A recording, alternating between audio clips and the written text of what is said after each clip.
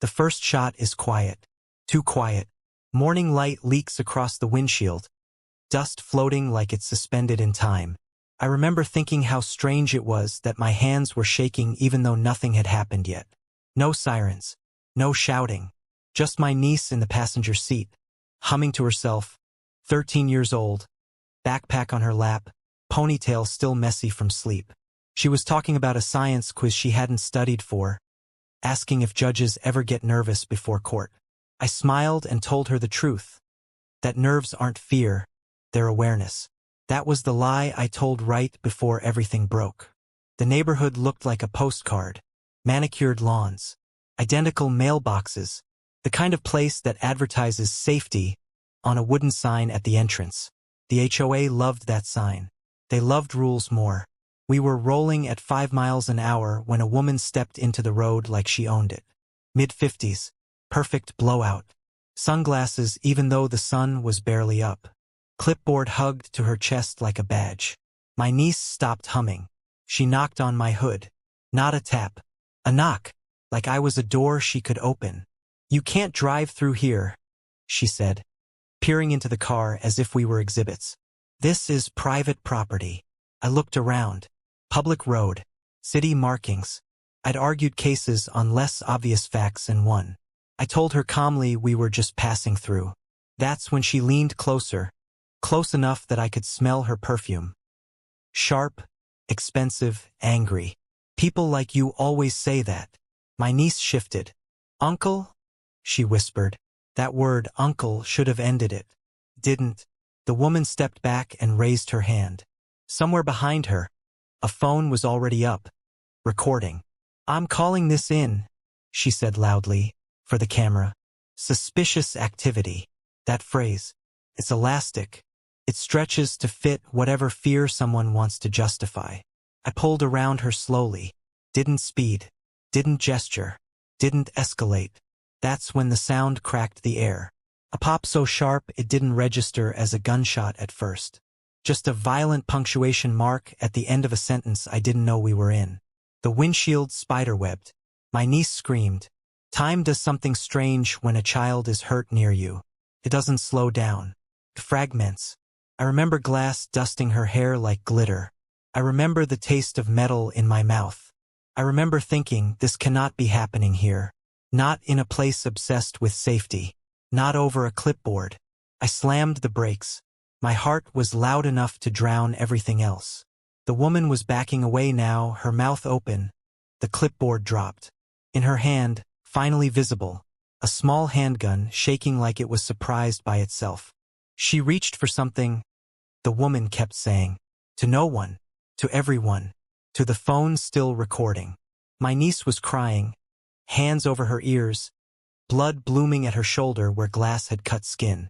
Not the bullet. Thank God. The bullet had gone through the windshield and buried itself somewhere behind us. Inches matter. Inches are the difference between headlines and funerals. I got out of the car. People always imagine they know what they do in that moment. They picture rage, violence, screaming. What I felt was cold, focused, surgical. The part of my brain that weighs evidence switched on without asking permission. "Put the gun down," I said. Not loud, not soft, precise. She didn't.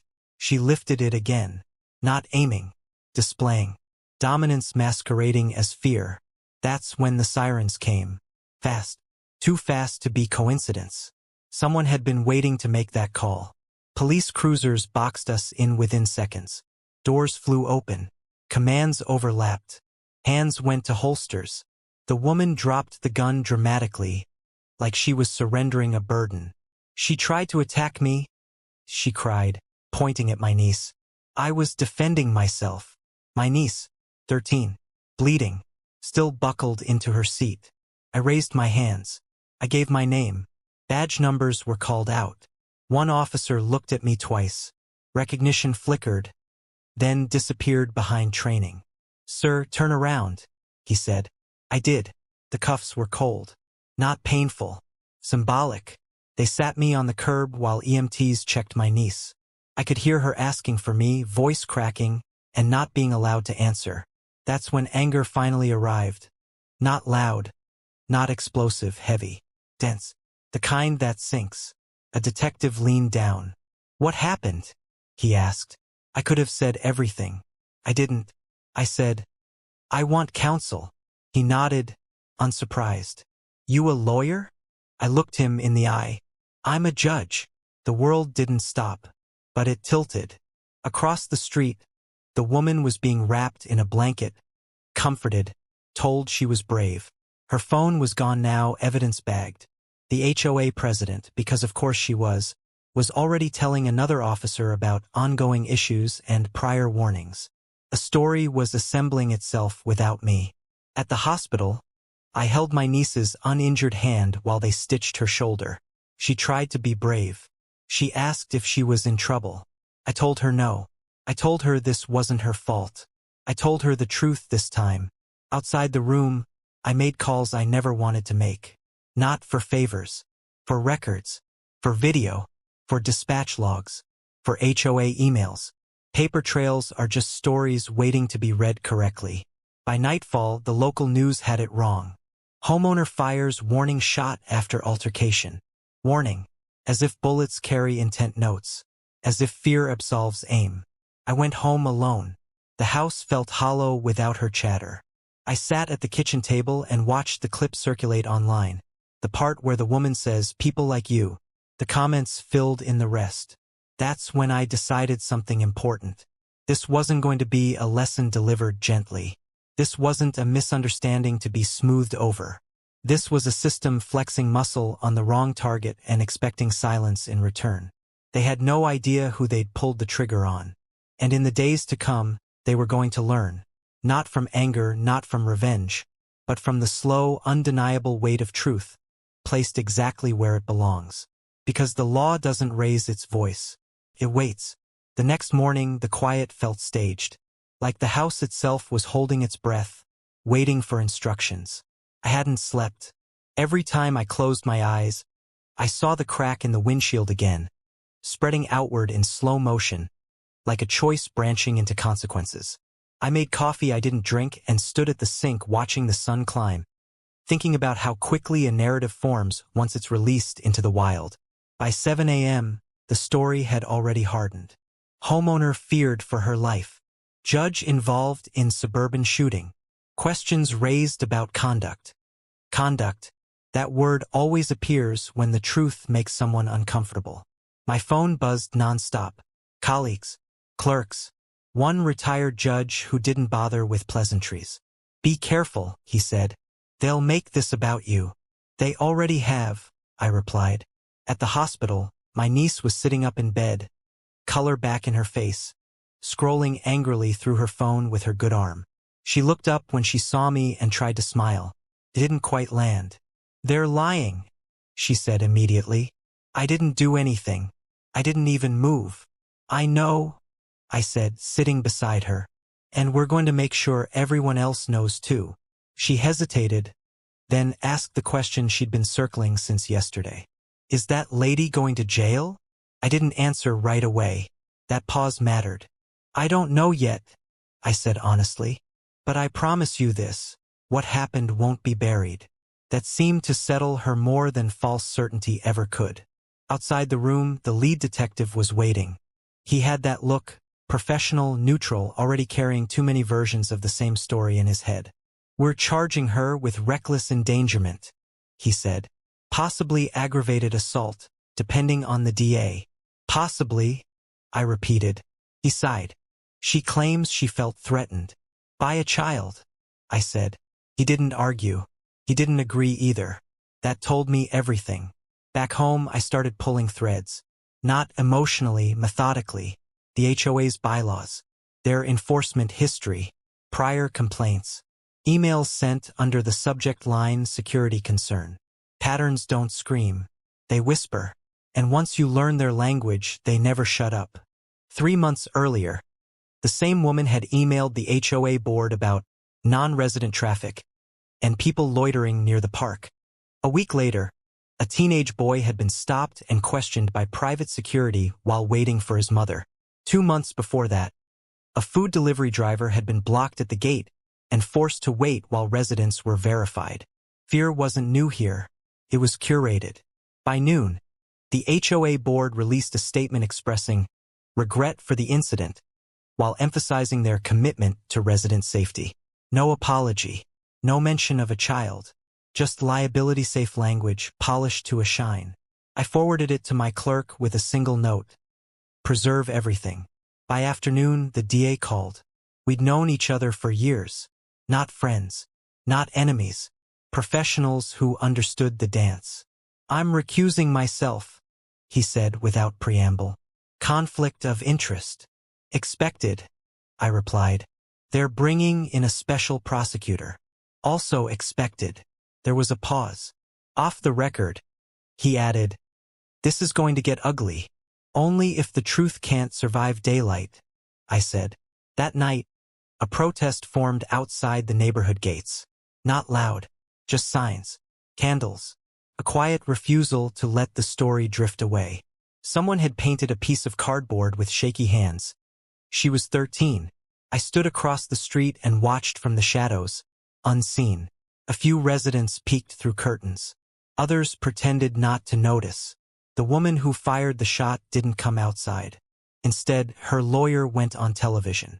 She's a frightened homeowner who made a tragic mistake, he said smoothly. And now she's being vilified. Vilified, another favorite word. It implies injustice without engaging facts. The next morning, Internal Affairs called. Then judicial review. Then a request, thinly disguised as concern, that I take a step back while things were sorted out. I agreed. That surprised them. Stepping back gave me space. And space gives perspective. I started mapping everything out on paper, old school. Names, dates, incidents. Who benefited? Who stayed silent? Silence is an action, too. Then the body cam footage came in. Not all of it. Just enough to show officers arriving, weapons drawn, the woman crying. My niece blurred in the background. But there was a gap, 90 seconds unaccounted for. A convenient absence. I requested the raw files. Denied. So I filed a motion. Denied again. That's when I realized this wasn't just about one woman with a gun. This was about a system that instinctively protected comfort over truth. Order over justice. Appearances over accountability. They expected me to be careful. Diplomatic. To let it pass quietly. They forgot something important. I don't chase headlines. I build records. At the arraignment, the courtroom was packed. Press everywhere. The woman sat at the defense table, eyes red, hands folded, performing remorse like a rehearsed monologue. Her attorney spoke about fear, about instincts, about split seconds. When it was my turn to speak, not as a judge but as a guardian, I kept it short. My niece was 13 years old, I said. She was seated, buckled, unarmed, and she was shot at. No adjectives, no drama. Facts do the work if you let them. Outside, reporters shouted questions. I answered none. Silence again, this time deliberate. That night, my niece texted me from the hospital. Do you think people believe her more than me?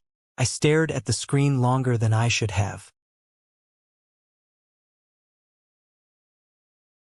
Some will, I typed back. But the truth doesn't need everyone. It just needs time. A few days later, a package arrived at my door. No return address. Inside, an anonymous flash drive. No note. I plugged it in. Security footage. Angle from across the street. Clear as day. The woman stepping into the road. The clipboard. The raised voice. The moment she reaches into her purse, before anything else happens. Before the car stops. Before my niece screams. Before fear can pretend it was surprised. I sat back in my chair and let out a breath I didn't know I'd been holding. This wasn't just evidence. This was the moment the story broke open. And whoever sent it knew exactly what they were doing. Copied the files. Made backups. Logged metadata. Chain of custody matters even when you're handed a gift. The next morning, I filed a motion to compel. This time, I attached exhibits. The room felt different after that. Phones rang faster. Emails came quicker. Tone shifted. The special prosecutor asked for a meeting. When we sat down, he didn't waste time. "Why are you doing this?" he asked. Not accusatory. Curious. I met his gaze. "Because if this disappears, it doesn't just disappear for her," I said. "It disappears for everyone who looks like an exception instead of a resident." He nodded slowly. "You know this could end your career." I smiled, not because it was funny, but because it was familiar. "Careers recover," I said. "Precedents don't." As I left the building, my phone buzzed again. A message from an unknown number. "You should stop digging." I looked around the empty hallway, then typed back. "No." Outside, the air felt sharper, charged, like the sky before a storm finally decides what it's going to do. They thought part 1 was the incident. They were wrong. That was just the trigger. By the time the injunction hearing was scheduled, the pressure had become less subtle. It no longer came disguised as concern or professional courtesy. Came as delays, as misplaced files, as sudden policy reminders about decorum and restraint. The kind of friction designed to exhaust you into compliance. I didn't comply. The night before the hearing, I sat alone in chambers, not mine anymore technically, reviewing the footage frame by frame. Across the street angle. No audio, but it didn't need any. You could see intent in posture if you knew where to look. The way she planted her feet. The way her shoulders squared before she reached into her purse. Fear recoils. Control advances. At 11:43 p.m., my clerk called. She never called that late. "They're trying to seal the video," she said. "Emergency motion. Citing community safety." "Whose?" I asked. A pause. "The HOA, of course." By morning, the courthouse steps were crowded. Not with protesters this time, media vans. Satellite dishes angled toward the sky like metal flowers. The narrative had shifted overnight. Someone had leaked the existence of the footage, if not the footage itself. Speculation filled the gap truth always leaves before it arrives. Inside, the hearing room buzzed with low conversation. The woman sat stiffly beside her attorney, makeup perfect, eyes hollowed out by something that might have been fear, or might have been the realization that control was slipping. When she saw me enter, her jaw tightened. "No tears today." The special prosecutor opened with caution. He talked about balancing transparency with public order, about not inflaming tensions, about patience. When it was my turn, I didn't argue philosophy. I argued chronology. I walked the court through the seconds leading up to the shot. I didn't show the video yet. I described it. Neutral language. Precise timestamps. I let the room build the picture in their own minds. Then I played it. No gasps. No outbursts. Just a collective stillness. The kind that settles when people realize they've been wrong loudly. You could see my niece in the passenger seat, hands visible, still. You could see the woman step forward, not back. You could see the gun clear the purse before the car fully stopped. The judge, young, newly appointed, careful, watched without blinking. When it ended, the defense attorney stood up too quickly. "This footage lacks context," he said. "We don't know what was said." "Context," I replied calmly, "doesn't create threat where none exists." The judge didn't rule immediately. Judges rarely do when the ground shifts beneath them. He took it under advisement and scheduled a ruling for 48 hours later.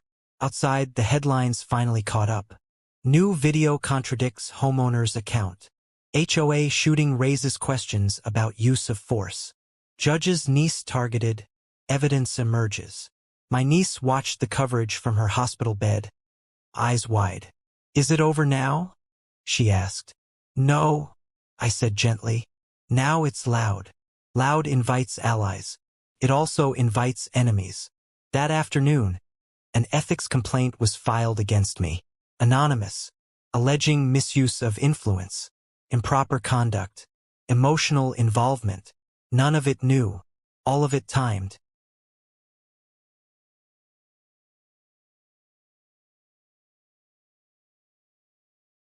Judicial review requested documents. Emails. Phone logs. Years' worth of records. They wanted to see if they could find a crack, a misstep, a reason to redirect the story back to me. I gave them everything. Transparency is only dangerous when you're hiding. 2 days later, the ruling came down. Motion to seal denied. Footage released. It took 12 minutes for the internet to do what the system hadn't. Someone isolated the frame where the woman's finger tightens on the trigger. Someone else synced it with the police dispatch audio, revealing that officers were told there was a hostile male in the vehicle. A third person pulled the HOA email from 3 months earlier and posted it side by side with the video. Patterns became obvious. And once they're obvious, they're irreversible. The woman's lawyer canceled his next interview. The HOA president issued a revised statement. This one longer, more careful, still bloodless. By the end of the week, sponsors withdrew from the HOA's annual fundraiser. A security contractor quietly terminated their contract. Residents began asking for board minutes. Old ones, the kind that hadn't been meant to be reread. That's when the counterattack came. A civil suit was filed against me. Defamation, emotional distress, abuse of power. It was flimsy. It was also strategic, designed to muddy timelines and exhaust resources. I filed a motion to dismiss the same day. At the deposition, the woman sat across from me, hands clenched, eyes darting. Her attorney asked questions about my temperament, my tone, whether I raised my voice. When it was my turn to question her, I asked one thing. Why did you step into the road? She opened her mouth, closed it, looked to her attorney. I felt responsible, she finally said. For safety. Whose safety? I asked. Another pause. She didn't answer. The silence stretched. Uncomfortable. Exposed. Afterward, her attorney pulled me aside. You're making this worse, he said quietly. For everyone. No, I replied. I'm making it accurate. That night, my niece came home. Bandage still visible but healing. She stood in the doorway of the house like she wasn't sure it was still hers. It smells the same, she said softly. I hugged her, careful of her shoulder, and felt the weight of weeks begin to lift. Later, as she slept, I sat at the table again. Same chair, same quiet, different resolve. An email pinged. From the special prosecutor. We need to talk about charges. The next meeting wasn't in a courtroom. It was in a small conference room with bad coffee and no windows. He laid out the options. Upgraded charges. Potential plea. Public trial. She's scared, he said. She wants this to go away. So do a lot of people, I replied. He studied me. What do you want? I didn't answer immediately. Want is a dangerous word in law. I want the truth on record, I said finally. I want it clear that fear isn't a license. And I want her to understand, not just legally, but personally, what she did. He nodded. Then it's going to trial. Word spread fast. The night before jury selection, another message came from an unknown number. You've made your point. Let it end. I deleted it. In the weeks that followed, more stories surfaced. Different neighborhoods. Similar phrases. I felt threatened. I was just protecting myself. A quiet archive of moments that never made headlines because no one had pushed back hard enough. Until now. On the first day of trial, the courtroom overflowed. My niece sat behind me, posture straight, eyes steady. When the woman entered, their gazes met briefly. The woman looked away. As the judge called the room to order, I felt something shift. Not inside me but around me, like a system recalibrating under pressure. This wasn't about punishment anymore. It was about precedent. And for the first time since the gunshot, I allowed myself a dangerous thought. They might not be able to outrun this. Jury selection took 3 days. Not because it was complicated, but because everyone understood what was at stake, even if no one said it out loud. Each potential juror was asked the same careful questions about bias, about firearms, about fear. Some answered too quickly. Some too defensively. Those were dismissed. The ones who stayed spoke slowly. Thought before they answered. They knew this wasn't about a single moment. It was about permission. On the 4th day, opening statements began. The defense went first. They always prefer to frame the world before it has a chance to argue back. The woman's attorney painted a picture of a peaceful neighborhood under siege by uncertainty. He talked about rising crime statistics, none of them local, about instinct, about how fear doesn't wait for facts. She didn't want to shoot anyone, he said, voice low and earnest. She wanted to go home safe. When it was my turn, I didn't stand immediately. I let the silence breathe. Jurors notice who's comfortable with quiet. This case is simple, I said when I did stand. But it is not easy. I walked them through the day, not dramatically, but deliberately. The morning light, the speed of the car, the age of the child. I told them I wouldn't ask them to imagine anything. You won't need imagination, I said. You'll have evidence. Then I said the one thing the defense had avoided. She wasn't protecting herself, I said. She was enforcing a boundary she believed she owned. You could feel it land. The first witness was the responding officer. Professional, careful. He testified about the call that came in. Suspicious vehicle, he said. Possible threat. Who described it as a threat? I asked. The caller, he replied. And before any officer arrived, a shot was fired? Yes. Before any investigation? Yes. That sequence mattered. Next came the EMT. Then the glass specialist who explained how the windshield fractured. Angles. Trajectory. Physics doesn't lie even when people do. When my niece took the stand, the courtroom changed temperature. She was small in the chair, feet not quite touching the floor, hands folded neatly in her lap. She answered every question calmly. She didn't cry. That scared the defense more than tears ever could. Did you reach for anything? I asked gently. No. Did you say anything to her? No. What were you doing? She thought for a moment. I was thinking about my quiz. That was it. No flourish. No accusation. The defense tried to suggest confusion. Panic. You were scared, weren't you? The attorney asked. Yes, she said. So maybe she was scared too? My niece looked at him. She had a gun, she said. I didn't. No one objected. No one needed to. By the end of the first week, the jury had seen the video more times than anyone else. Each viewing stripped away another layer of excuse. The woman's posture, the timing, the choice. When the woman finally testified, she spoke about fear, about not knowing who we were, about stories she'd heard. She said the gun went off. Passive voice, the refuge of accountability avoidance. Did you pull the trigger? I asked. A long pause. Yes. Did anyone force you to? No. Did anyone threaten you? No. Silence again. On cross, the defense tried to reclaim ground. They asked about my role, my title, suggested influence. The judge shut it down quickly. Titles don't change facts. Closing arguments came on a Friday. The defense begged for understanding, for grace, for the recognition that mistakes happen. When I stood for the last time, I kept my voice level. This isn't about perfection, I said. It's about responsibility. Fear explains many things. It excuses nothing. I pointed to the still image frozen on the screen the moment before the shot. This was a decision, I said. And decisions have consequences. The jury deliberated for 6 hours. 6 hours that felt longer than the weeks before them.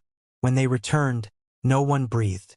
On the charge of aggravated assault, the foreperson said, "We find the defendant guilty." My niece squeezed my hand. Hard. The woman closed her eyes.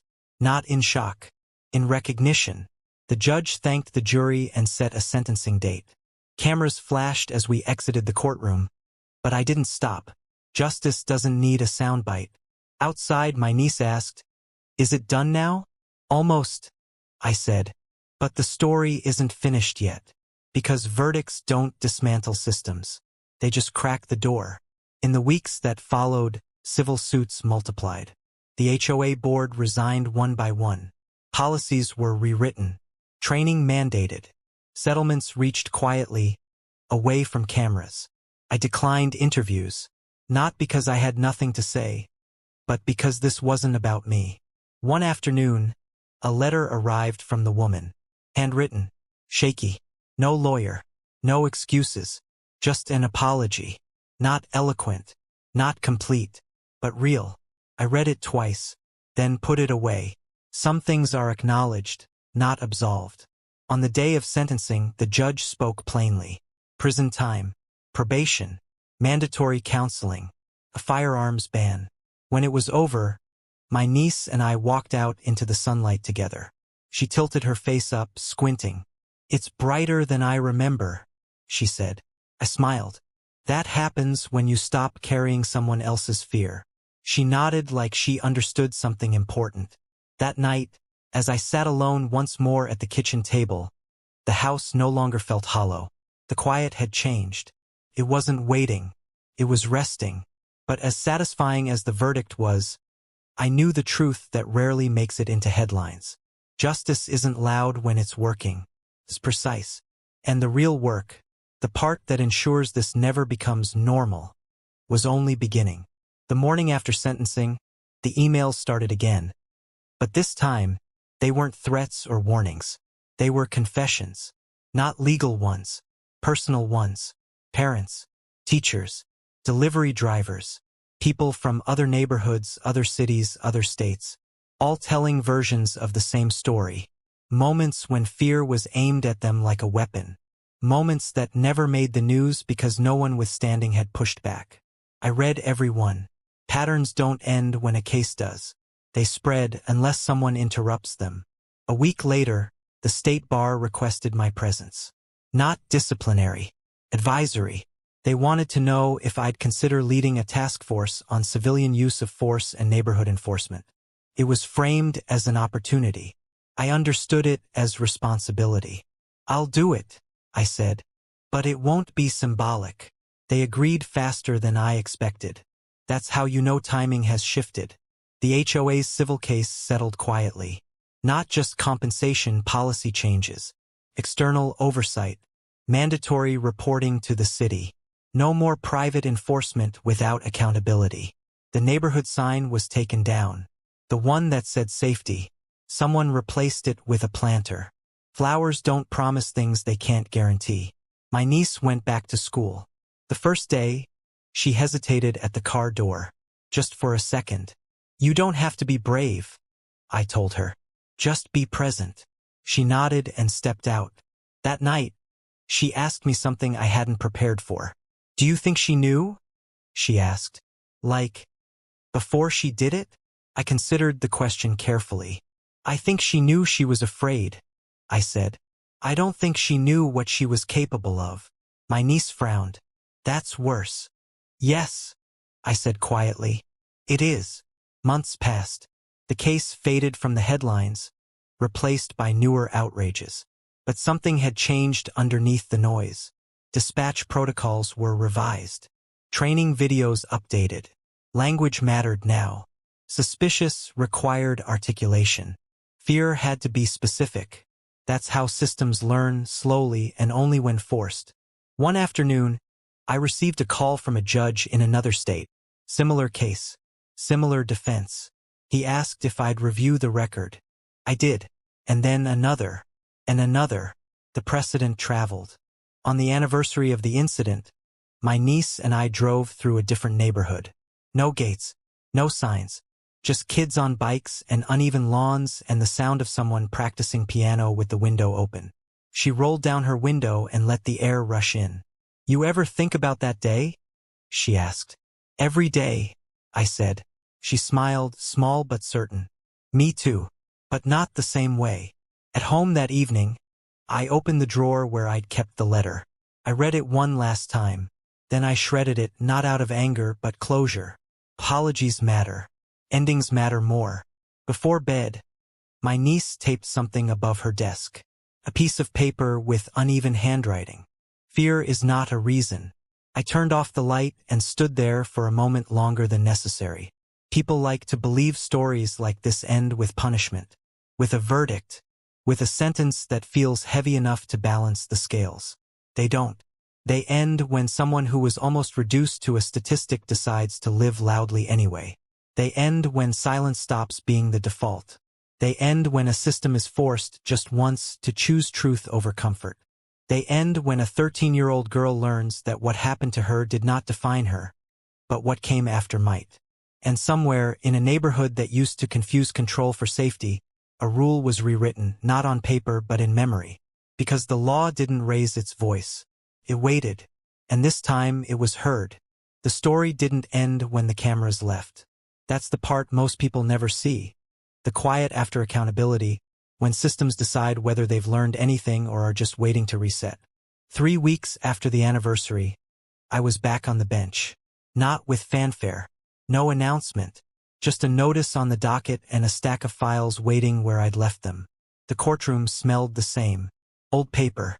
Disinfectant. Coffee that had been sitting too long. Familiar enough to be dangerous. The first case of the day was minor. Traffic violation. Nervous defendant. Routine. But something was different. The bailiff looked at the defendant differently. Slower. More human. The prosecutor chose words more carefully. Even the judge, me, noticed the room listening instead of rushing. Systems don't change all at once. They shift in posture first. At lunch, a clerk stopped me in the hallway. Young. New. Eyes sharp. Sir, she said, hesitating. I just wanted to say, I didn't know judges could do what you did. I understood what she meant. She thought authority was distance. Neutrality. Silence. It's not about what we can do, I told her. It's about what we refuse to ignore. That afternoon, a sealed motion crossed my desk. Different city, different HOA, same language, same phrases. Felt threatened. Private property. Safety concern. I leaned back in my chair and closed my eyes. They hadn't learned yet.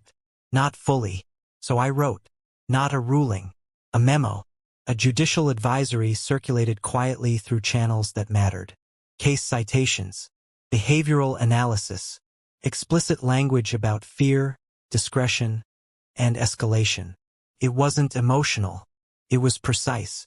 Precision lasts longer than outrage. 2 months later, a defense attorney tried the old script in my courtroom.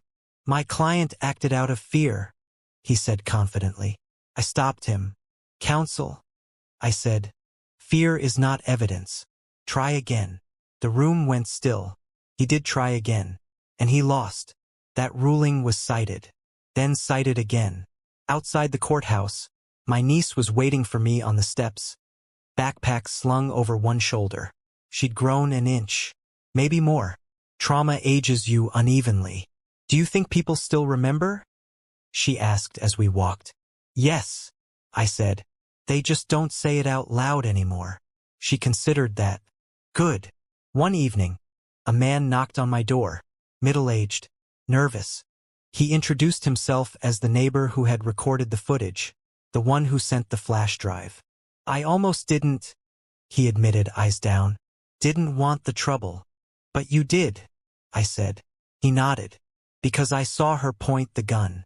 And because your niece looked like my daughter. Proxy experience. That's how courage spreads. He left quickly, like someone afraid of being thanked too much. Later that night, I asked my niece if she wanted to move. New house, new place, clean start. She shook her head immediately. No, I like knowing where things happened. Why? Because then they don't get to pretend it didn't. That answer stayed with me. The school she joined debate. Not because she liked arguing, but because she liked structure. Time limits. Rules. The idea that truth had to earn space instead of being loud. Her first tournament she lost. Came home frustrated. I knew I was right, she said. Being right isn't enough, I told her. You have to be clear. The next tournament she won. On my desk I started keeping a small list. Cases that echoed ours. Situations where authority leaned on fear instead of facts. It wasn't a crusade. It was triage. Some nights, I still woke up hearing the crack of the shot. Trauma doesn't ask permission to linger, but it changed tone. Less sharp. More distant. Like thunder you know won't hit you again. One evening, my niece sat across from me at the kitchen table, working on an essay. What are you writing about? I asked. Safety, she said. I waited. Not the fake kind, she added. The kind that doesn't need a weapon. I smiled. That's a hard topic. She looked up. Good. Months later, a bill was introduced at the state level. Language pulled directly from case law that didn't exist a year ago. Limitations on private enforcement.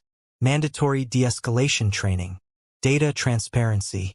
Passed narrowly. No headlines. No applause. But it passed. At the signing, someone asked me if it felt like victory. I shook my head. It feels like alignment. There's a difference. On the drive home, my niece played music too loud and sang off-key. The windshield was new, clear, no cracks. As we passed a familiar neighborhood, she glanced out the window.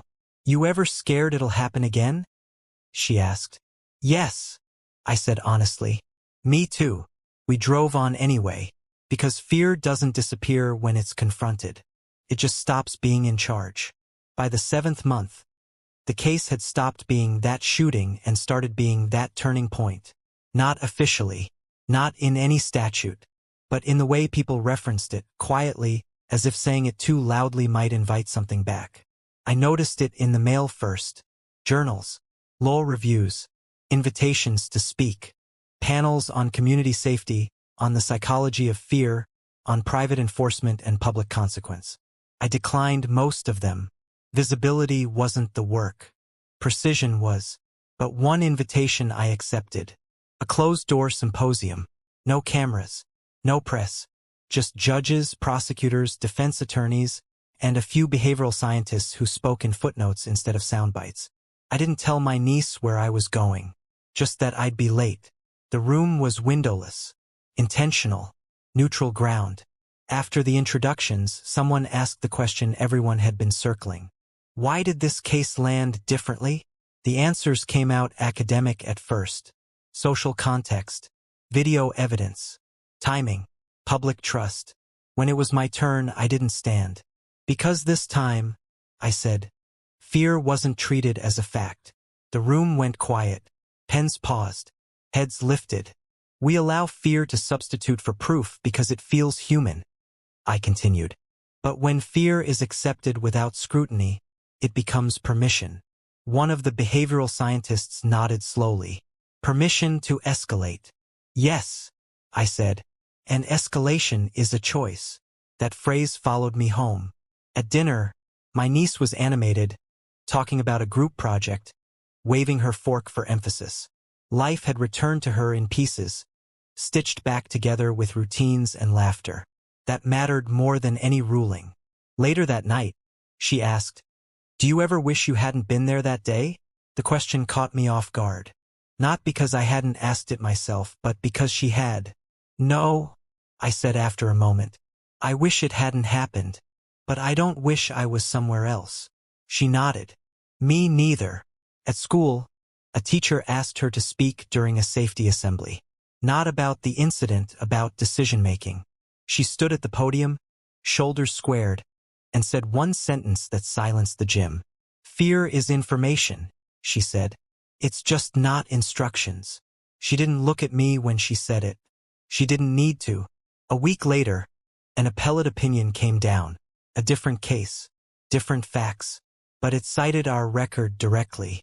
Language about objective threat and reasonable escalation. Dry words, powerful reach. That's how change actually spreads. Not like fire, like roots. One afternoon, I received a message from the woman's former HOA. Not the board, what was left of it. They wanted guidance, training, oversight. They didn't want to repeat history. I met with them once. No lectures, just questions. What do you think safety is? I asked. They hesitated. That hesitation, I said, is where the work begins. On the drive home, my niece leaned her head against the window. You ever think people like her learn? She asked softly. Some do, I said. Some just learn to be quieter. She frowned. That's not enough. No, I agreed. But it's a start. That night, I found her in her room, staring at the paper still taped above her desk. Fear is not a reason. She added a second line beneath it. It's a signal. I watched from the doorway unseen. In court the following week, a case came before me involving a security guard and a teenager. No gun this time, just force. The guard said the familiar words. I felt threatened. I asked him one question. What did you do after you felt that? He answered honestly. I escalated. And before that? Pressed. I didn't think. The courtroom was silent. That, I said gently, is the point. I ruled accordingly. Outside, the teenager's mother cried. Not loudly, just enough to let relief escape. I didn't look at her. Judges learn where not to look. That evening, my niece asked if she could start volunteering. Conflict mediation, peer counseling, something structured. You don't have to fix the world, I told her. She shrugged. I'm just not avoiding it. The seasons changed. Leaves fell, then returned. The house filled with sounds again. Friends, arguments, music. Normal life, threaded with something deeper. One day, as we cleaned out the garage, she found the old windshield piece I'd kept. A small shard, edges dulled. Why do you still have this? She asked. I took it from her hand. To remember what happens when fear moves faster than thought. She held it up to the light. It fractured the sun into uneven colors. Can we throw it away? She asked. I considered it, then nodded. We wrapped it carefully, disposed of it properly. No ceremony. Some evidence is meant to be preserved. Some is meant to be released. As we closed the garage, she looked up at me. You think this changes people? She asked. I smiled, not confidently but truthfully. I think it changes what they're allowed to get away with. She smiled back, and that was enough. The 8th month brought quiet pressure from unexpected places. Not threats, not headlines, just subtle ripples. Lawyers calling for precedent clarification, neighbors emailing about possible risks, local boards asking for training advice. They were testing boundaries, measuring whether the story had teeth. I spent hours reviewing each communication. Patterns are like fingerprints. Each one tells a story if you know how to read it. Someone always assumes fear excuses action. Someone else assumes precedent doesn't apply to them. Both were wrong. One evening, my niece sat at the kitchen table doing homework. Pencil tapping, paper scattered. Uncle, she asked, do you think she understands what she did yet? I paused. The question was heavy, not for her age but for its honesty. I think she understands the consequences, I said. Understanding actions and accepting responsibility are two different things. She frowned. Will she ever really get it?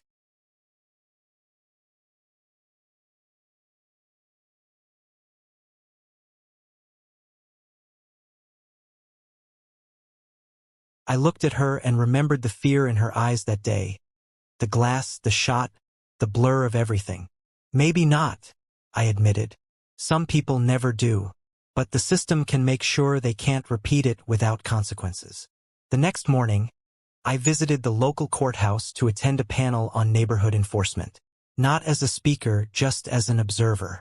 The room was filled with officials who had heard of our case.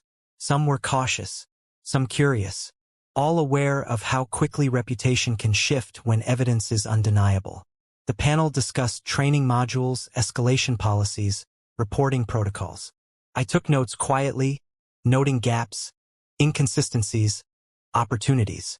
Later, I submitted a written suggestion.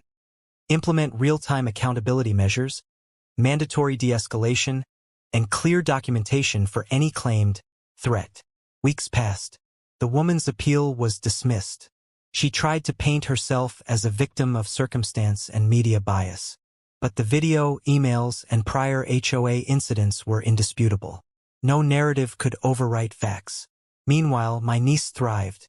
Debate competitions, school projects, volunteering with peers.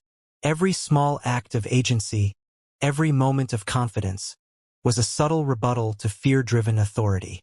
One evening, she came into my study holding a notebook. I've been writing, she said shyly, about what happened and what we learned. I leaned back in my chair. Do you want to read it to me? She nodded. Her voice was steady, clear. She spoke of responsibility, fear, and courage. Not dramatized, not exaggerated. She spoke about choice and consequences, about how systems fail when fear is treated as truth, and most importantly about how people, even children, can demand accountability. Afterward, she smiled. I don't want anyone else to feel like that. Scared, powerless. You're already making a difference, I told her, even if they don't realize it yet. A week later, I received another anonymous package. This one contained records from a neighboring district, similar incidents where fear had escalated minor disputes into dangerous encounters. Someone was connecting dots, quietly, methodically. I filed the new records, cross-referencing each with prior cases. Patterns emerged: fear as justification, escalation as instinct, and the absence of accountability. By the end of the month, my niece asked a question I hadn't expected. Do you think they'll learn before someone gets hurt again? I stared at her, silent for a long moment. Some will, I said finally. Some won't. But the system can change faster than people if you hold it accountable. She nodded thoughtfully, as if weighing the balance herself. And for the first time since that morning in the car, I felt something shift. Not just in the neighborhood, not just in the system, but in the quiet certainty that one decision, measured and deliberate, could ripple farther than a single gunshot ever could. By the 9th month, the incident had taken on a life of its own. Not in headlines, not in gossip, but in precedent and practice. Lawyers, judges, even HOA boards in neighboring towns were referencing the case cautiously, some reluctantly, some with admiration. The lesson had spread quietly, like ink seeping through paper. Fear alone cannot dictate action. I spent more time with my niece now, not shielding her, but teaching her. Not lectures, not moralizing, just framing moments. Courage? I told her one afternoon while she helped me organize case files. Isn't always loud. Sometimes it's simply standing where others might shrink. She nodded, eyes bright. Like staying in your seat even if someone's yelling outside? Exactly, I said. Even when the world expects you to flinch, you stay. That's where change begins. Meanwhile, the woman who fired the shot had been released from her obligations. Probation over. Counseling completed. Her name still appeared in local searches, often paired with the video that now existed permanently on record. Socially, she remained cautious, her reputation shadowed by the clarity of evidence. She wasn't vilified in every corner, but every institution she touched had learned that actions have undeniable consequences. Back at home, the quiet hum of normal life continued. My niece practiced piano. I reviewed files. We watched the leaves change, a slow reminder that time continues whether or not justice is enforced. But now, each day carried an undercurrent, a subtle, constant assurance that accountability was no longer optional. Then came the letter. Not from lawyers, not from anyone official. Handwritten, carefully folded. Inside was a single sheet. A note from a parent whose child had nearly faced similar harassment from another HOA board. They had read about the ruling, seen the protocols we'd helped influence, and credited the case as their guide for preventing escalation. I read it twice. The handwriting trembled in spots. Your action has saved more than one child from fear masquerading as authority, it said. I folded it carefully and placed it in my desk drawer. Evidence of impact, yes, but also proof that ripple effects travel faster than any media cycle.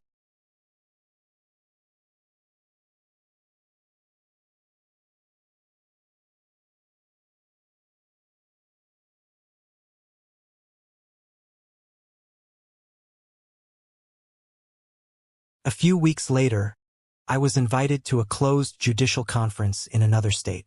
Panels on risk assessment, neighborhood enforcement, and community safety were convened. The discussion inevitably turned to the standards established in our case. Everyone knew the outcome, but the conversation now shifted toward application. How to measure fear objectively, how to ensure proportional response, and how to preserve the rights of the vulnerable. I listened. I contributed where necessary. But mostly, I observed how systems adjust slowly, deliberately, when given the right data and the right precedent. The woman who had fired the shot became a footnote, an example of what happens when instinct overrides accountability. And that example was working quietly like a compass pointing in the right direction. That night, at home, my niece asked, "Do you think people forget what fear feels like?" I smiled, thoughtful. No, they remember it. But the question is whether they let it control them or guide them. One is dangerous, the other useful. She nodded. I want to remember, but not let it rule me. Later, I checked the dashboard of ongoing cases, files flagged for excessive fear claims, minor incidents that could escalate. I annotated notes, suggestions, references to precedent. The work never truly ended. That's the nature of systems. Patterns persist unless interrupted, documented, and enforced. Before bed, my niece placed her hand on the framed photo of the two of us in the hospital after the incident. She whispered, "We made a difference, didn't we?" "Yes," I said, "and the difference grows every day, whether anyone notices or not." Some nights, the memory of the shot still comes. Not as panic, not as fear, but as a reminder. Consequences are real. Choices matter. Courage manifests quietly, steadily, and systems, when pressed, must obey truth, not instinct. And somewhere, in countless neighborhoods, across countless streets, someone is learning that lesson. Sometimes before they even realize they're being taught. By the 10th month, the story had fully evolved from incident to influence. The shooting itself, the chaos, the fear, the shock had receded into memory. What remained was the change it catalyzed. Subtle but undeniable, stretching far beyond our neighborhood. I spent mornings with my niece at the breakfast table, listening to her chatter about school projects, friendships, debates. Each ordinary moment carried weight.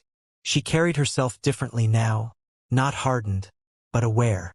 Courage and clarity had taken root in her, and that seed spread outward in ways neither of us could entirely measure. Letters continued to arrive. From parents, from teachers, from young adults recalling similar situations. Each one underscored the same principle. Fear alone does not justify action. Accountability, documentation, and measured response do. I began compiling them into a reference binder. Not for publication, not for recognition, but for guidance. A living archive of what happens when instinct is prioritized over reason, and how intervention, evidence, and courage can recalibrate outcomes. Meanwhile, the HOA's landscape had transformed. Board members resigned or were replaced. Policies were rewritten. Mandatory de-escalation training was implemented for security personnel. Community oversight became formal. Where once fear dictated behavior, structured accountability now guided it. The old sign, the one that promised safety as a concept, had been replaced by a garden. Living evidence that protection requires cultivation, not authority. One afternoon, I received a call from a state senator. They wanted advice on drafting legislation. Limits on private enforcement, requirements for transparency, protocols for reporting incidents. They wanted precedent. They needed guidance. I offered both, without ego, without flourish. Just facts, timelines, and principles extracted from the months-long process. At home, my niece asked about the woman who had shot at her. "Do you think she learned?" I considered this carefully. "Some lessons only register through consequence," I said. "I hope she understands. But what matters more is that others will see the proof and act differently." She nodded thoughtfully, folding her homework neatly. "Then it's enough." And it was. The anniversary of the incident passed quietly. No cameras, no press, no statements. Just a quiet drive through familiar streets. My niece's hand on the dashboard, sunlight breaking through the windshield. The glass was unbroken now, clear as truth. At night, she taped a final note above her desk, adding to the earlier lines. Fear is not a reason. It's a signal. Responsibility is the response. I stood behind her, unseen, feeling a rare weight lift. Systems shift. Precedent grows. Courage, quiet, deliberate, and measured, propagates faster than headlines. The world outside continued, full of uncertainty, unmeasured fear, and choices that would echo. But inside that house, in that small corner of experience, a child had learned the difference between instinct and action, and the world around her had already started to feel the ripple. The law had not raised its voice. It had waited, and this time it had been heard.